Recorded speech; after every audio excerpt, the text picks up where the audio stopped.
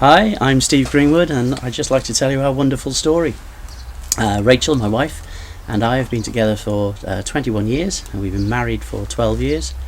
And when I was 18, I had an unfortunate incident where I was told that the likelihood is that I would unfortunately not produce children.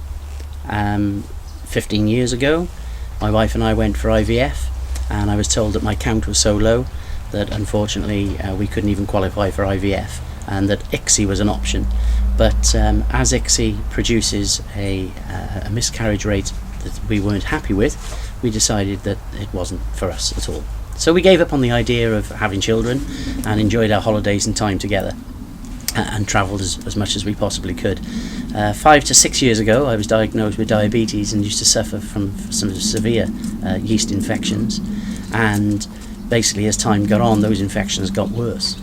September of last year, I was sat in the living room chair and I managed to put my back out. I couldn't walk. Went to see an osteopath locally.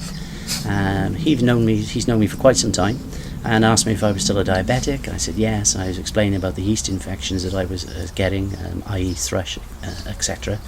And he said to me, read this book called Candida albicans about yeast infections.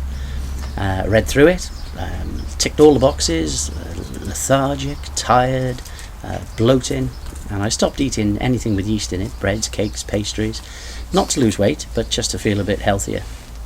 And then in March of this year, my wife was complaining of stomach pains and went to the doctor, and she is known to suffer with kidney stones, and she was diagnosed as having a kidney stone, and on 3 separate visits to the doctor she was given painkillers to come away.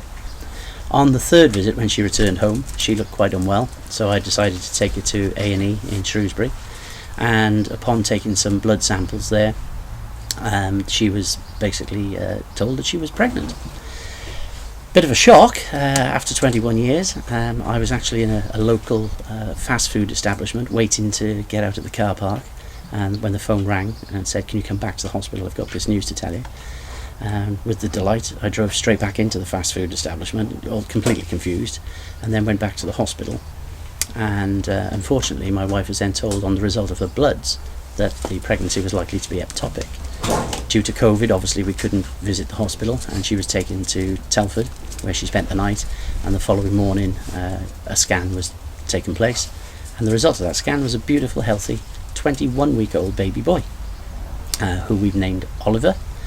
And he's fit and healthy.